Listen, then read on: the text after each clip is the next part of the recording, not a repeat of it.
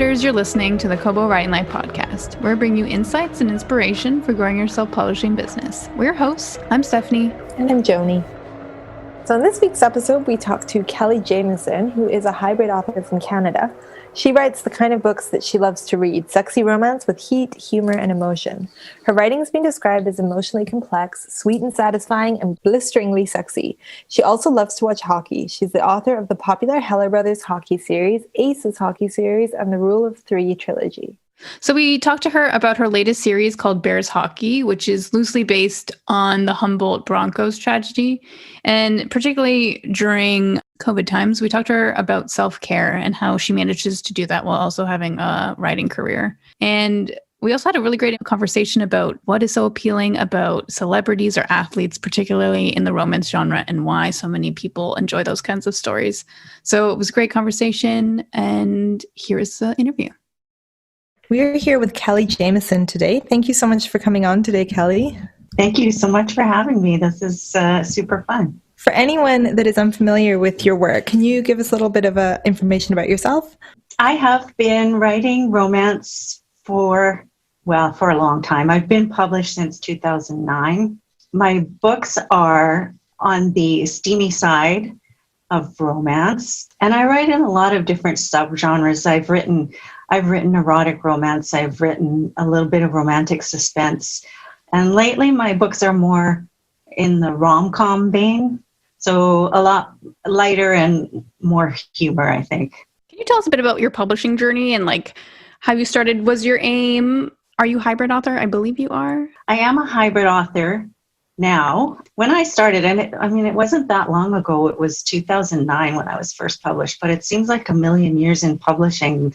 Things have changed so much since then. So when I started, I was like probably a lot of other authors. The goal was to find an agent and then get a deal with a traditional Big Five publisher. So that was, years of querying and rejections and that kind of thing. And then I discovered the digital first publishers. At that time, Samhain Publishing and Alora's Cave were really growing fast. And I submitted to them and got published with both of them. So that was how I started. And although those publishers ended up both going out of business, it was really a positive experience for me being published with a smaller digital first publisher. It was a great experience to learn the editing process and the publishing business and a little bit about marketing. The nice thing at that time was that all I had to do was write books. I didn't have to do a lot of marketing.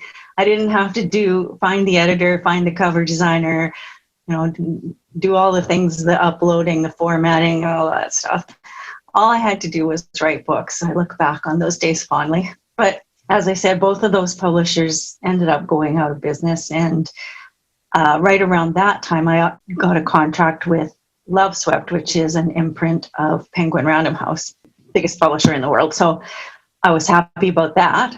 I got the rights back to all my other books that I had published with Samhain and Alora's Cave, and I published those myself. So that's how I became hybrid. Most of it is my backlist, although I have put out a few new releases on my own as well. But I'm still publishing with Love Swept now. So, and into the future, I'm not sure what that's going to look like. So you said it was 2009 when you first published. Right. How did you feel at the time about a digital-only publisher? Was that something that seemed kind of scary at the time, or it seemed like it was going to be the way forward? To be honest, at first, to me, it felt like that wasn't my real goal. But I could quickly see that was going to be the way of the future. When Amazon and the Kindle came out and more people were reading digitally, things just took off. I think 2000, what year was it that things were amazing? 2013, 2014 maybe. Well, it was like, whoa, the money was just flowing in and it was wonderful. And so, a lot of people still didn't consider digital first publishers to be a real publisher, like a Big Five traditional publisher where your books are actually in bookstores.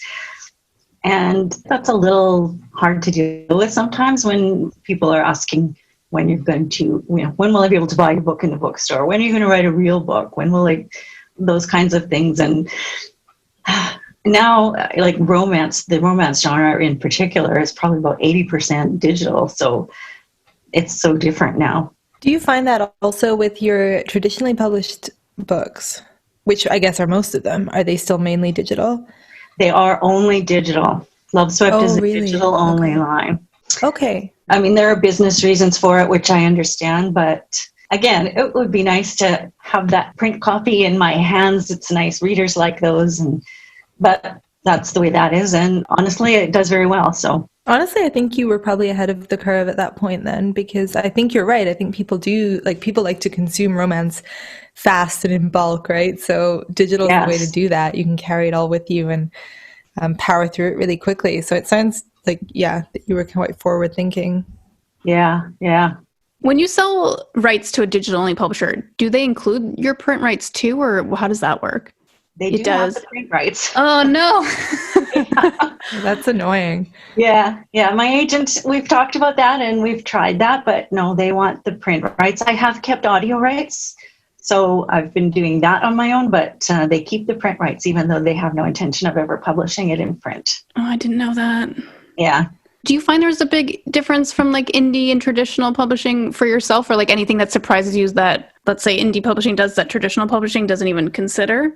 Indie publishers are much better at the whole marketing thing. I'm very fortunate. Love Swept does do marketing for my books, marketing and PR, they're really good. It's not like the stories I hear about some publishers who do nothing. They just put the book out and that's it. So I'm fortunate that way. But this is what I hear about a lot of other publishers is, they don't know, they can't react quickly enough to changes in the market and trends, and they don't have the ability to quickly experiment or test different kinds of strategies, whereas indie authors who are publishing their own books are constantly trying new things and sharing them with each other and pivoting, and that's a big difference. Are you quite involved in the indie author community? I guess so, yeah. I there's a ton of Facebook groups where indie authors all support each other and share information and give each other advice. So I belong to a bunch of those, and there's a lot of it. That's another wonderful thing about the indie author community is how supportive everybody is of each other.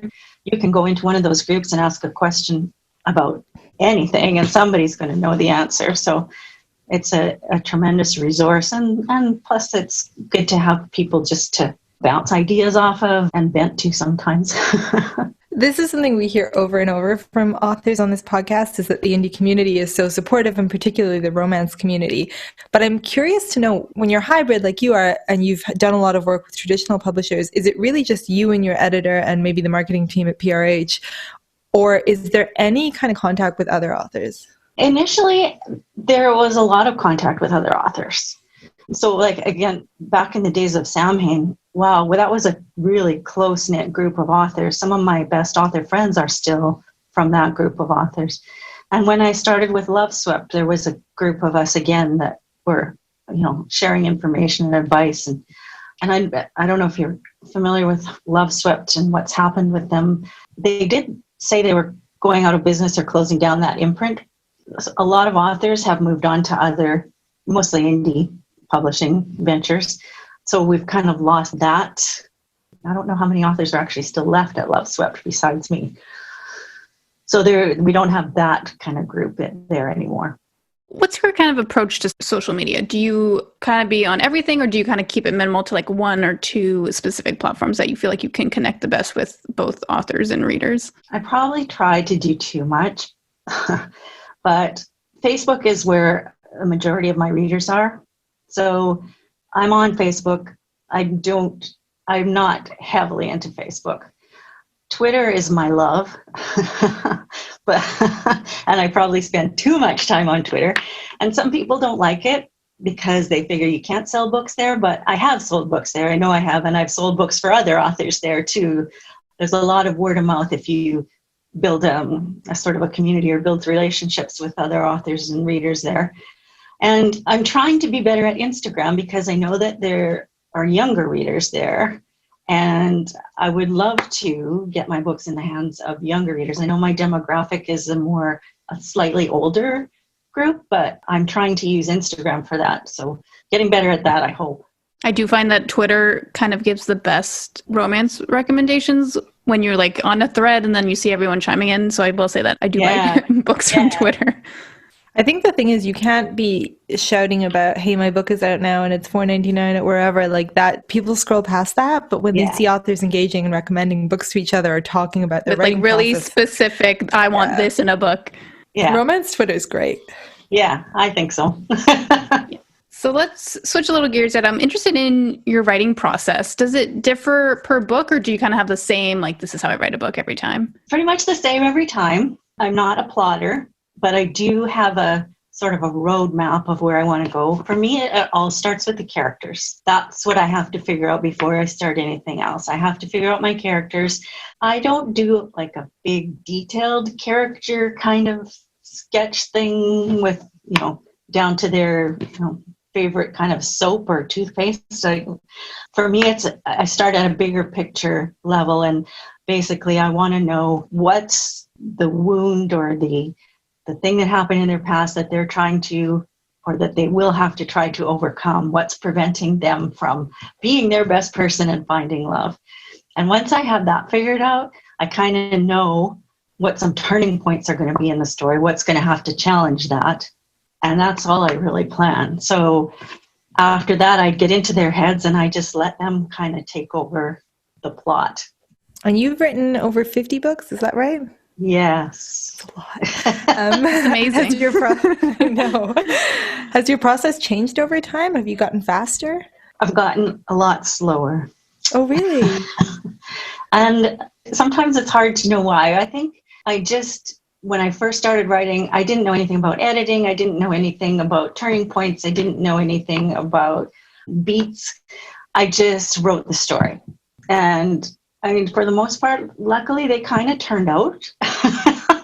But as I learned more, now I self-edit a lot more as I go along, which I think slows me down. And sometimes that's okay, but sometimes it can get in the way of, like, I could spend like 10 minutes searching for the perfect synonym for something. I've learned to try to, when that happens, just stick in a placeholder and keep going. And I think that also focusing more on getting deeper into the characters and their motivations and slows me down as well. So I love thinking about the days when I just sat down and would write for hours and just go wherever I felt like going, and that doesn't really happen anymore, but that's okay. I think the books are better, so I'm okay with being slower if I'm turning out a product that's, I think, better quality. Yeah, that sounds like a fair trade-off. Something we've been asking more authors about this year, particularly because it has been so challenging, is how do you balance like the rest of your life with your work, or how do you take care of yourself when you're writing and maybe spending a lot of time on your own, as we all are now? Yeah, I wish I knew.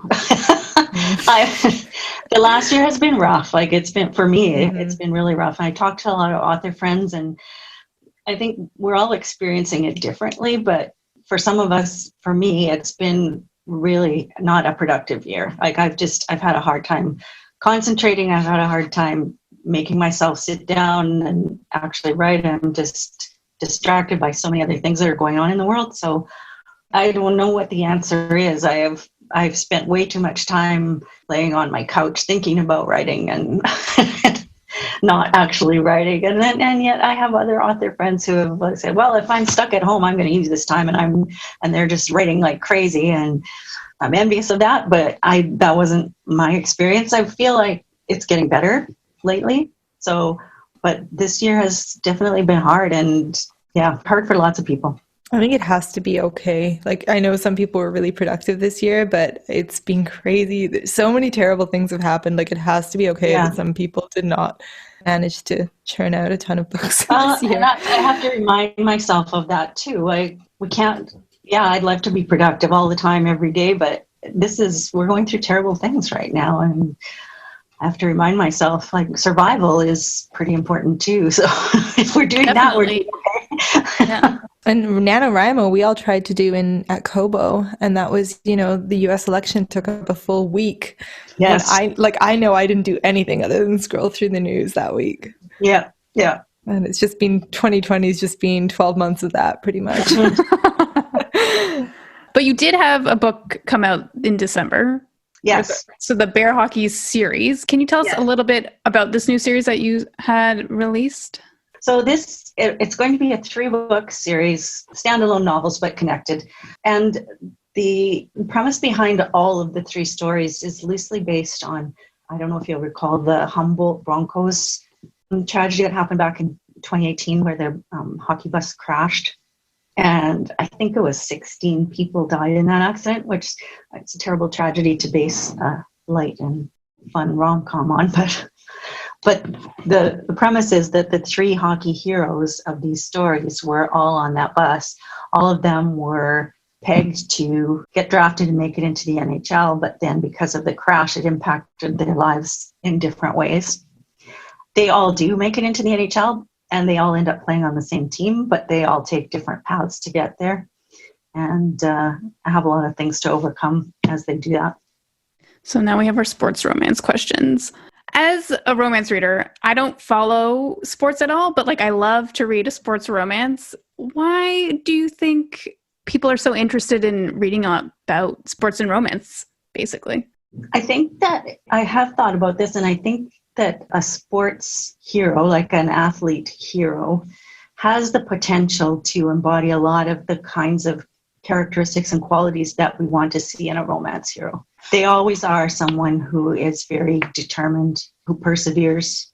They all often have, set a high goal for themselves and have worked hard for that. As I said, there is potential for it because we all read about athletes who kind of don't fit into that model, athletes who feel rich and entitled and abuse their spouses, and obviously those are not romance hero athletes. But the ones that we write about in our books are the ones who are honorable, who play a sport honorably and fairly. And like I said, they're just strong and good people. And then you kind of have like the celebrity side, which to me, like, I think anyone's like, would you date a celebrity? No, I don't think anyone would really want to do that. But it's kind of like, what do you think draws to like the celebrity romance that are so popular? I think that a lot of readers have maybe these sort of secret fantasies. Like in real life, we wouldn't never want to date a celebrity. I wouldn't either. I don't like that kind of attention. But there is something sort of secretly appealing about that, about being the object of attention and the object of love of somebody who's rich and famous and muscular. Yeah, 100%. Yeah. Joni's laughing at me. Steph's question to me earlier was that she finds sports romance sexy, but she also finds the idea of actually dating a professional player. Yeah. What did you say? Not appealing? It's like unappealing on a rational level, but it's like, yeah. I mean, romance plays into everyone's fantasy. So I understand. Yeah. It's really interesting to see like how romance takes a fantasy and like can spin it on its head, which is kind of related to our next question. Is you've seen like romantic comedies kind of like explode in the last couple of years, at least that's what I've noticed myself.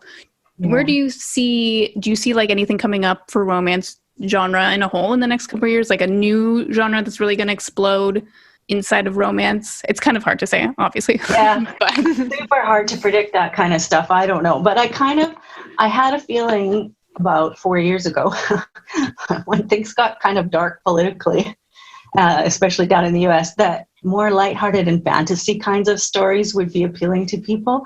And fantasy, I'm saying too, but like paranormal kinds of stories where you're not even in this world, but also rom-coms where people, it's lighter and you smile and laugh and feel really good at the end.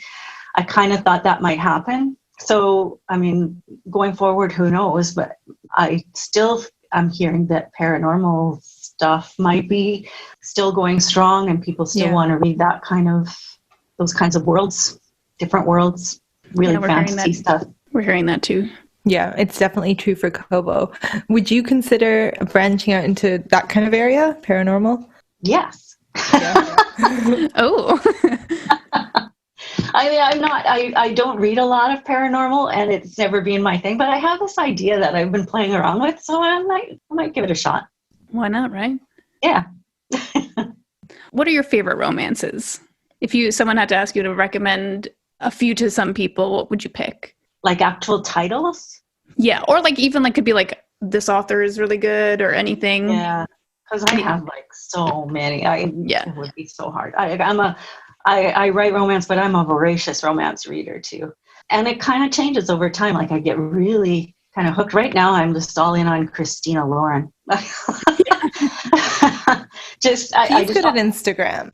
She has a very good Instagram. I always notice her. I just discovered their books like this year, and I don't know why, because they've been around for a while. And oh my gosh, I've just been grabbing everything in their backlist and reading that. I love the humor, but I also love the emotion that they bring to the story, and I really love those books. I'm reading lots of still Lauren Blakely, Vi Keeland.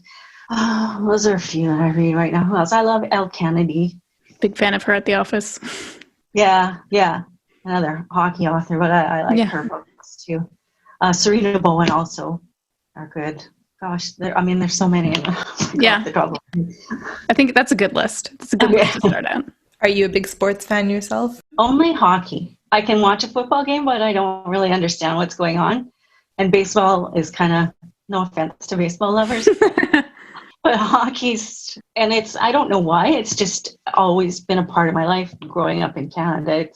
Hockey's just everywhere. So I grew up sitting in front of the TV on Saturday nights watching Hockey Night in Canada, and loved hockey as a teenager.